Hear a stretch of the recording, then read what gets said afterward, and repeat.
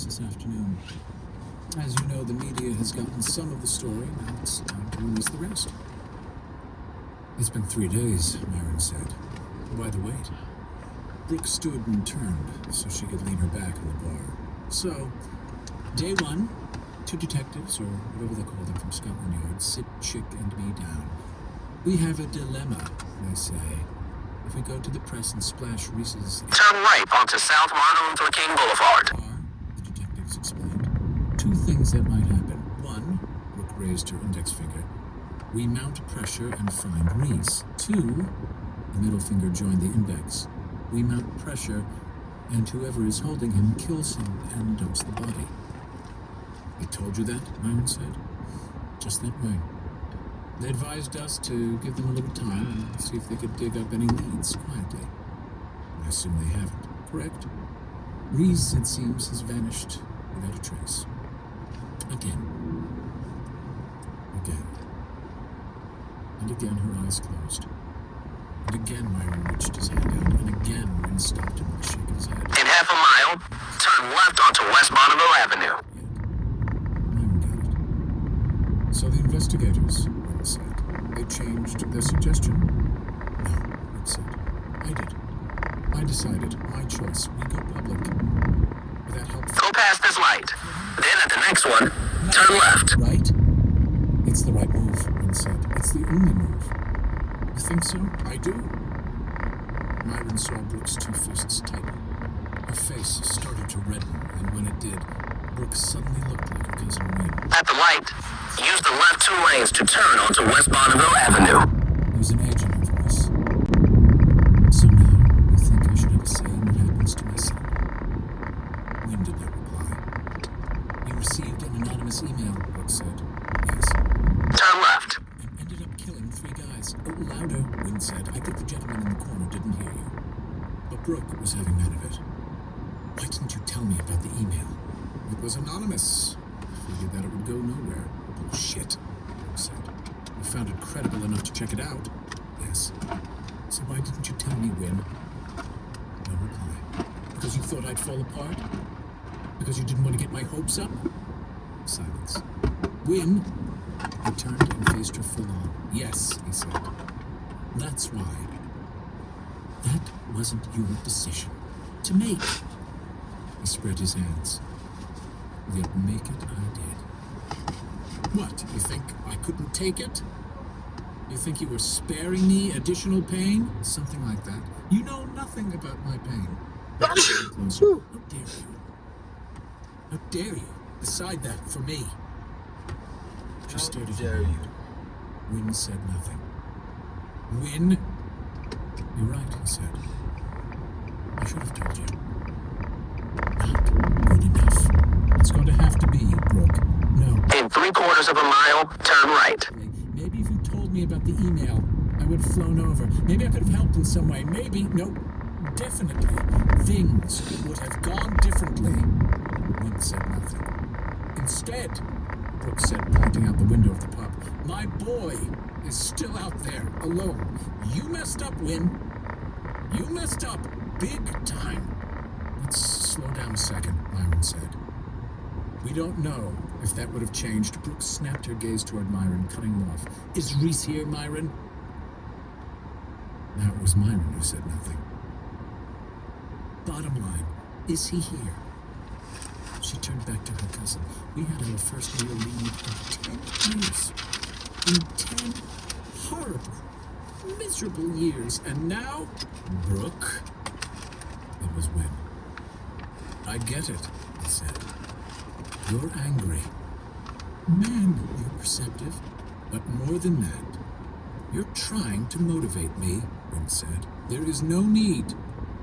You know that too. Their eyes met. If someone passed a hand between those eyes, it would probably have been chopped off via laser. Ooh, The laser. phone rang. Find him, Wynn. I will. They both blinked. Brooke took out her phone and put it to her ear. Hello? She hung up a few seconds later. That was the police. What do they want? It's Patrick. He's awake. Chapter 10. Wynn didn't come with them to the hospital.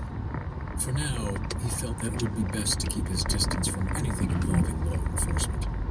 They considered having Myron stay away. At the light, make a U-turn, then take the first right onto West Bonneville Avenue. But in the end, they decided that he should be nearby in case he was somehow needed.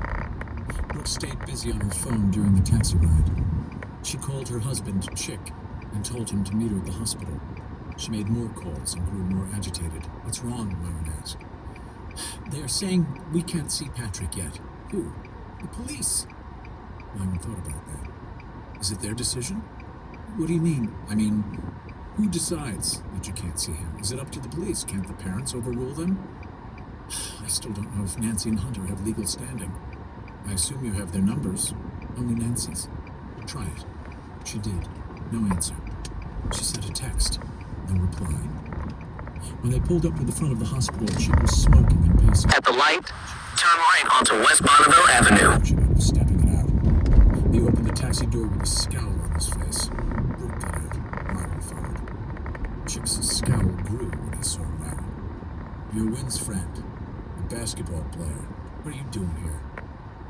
Wynn didn't like Chick, which told Myron all he needed to know about him. Chick looked at Brooke. "What's he doing here?" He was the one who rescued Patrick. Chick turned the scowl back toward Myron. "You were there?" "Yes." "So how come you didn't save my kid?" "My kid," Myron nodded, "not ours."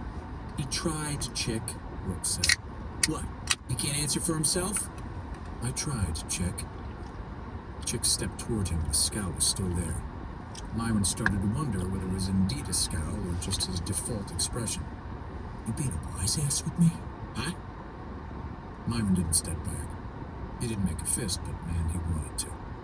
Despite the rushed call from his wife, Chick wore a shiny silk suit with a tie so perfectly knotted it looked fake.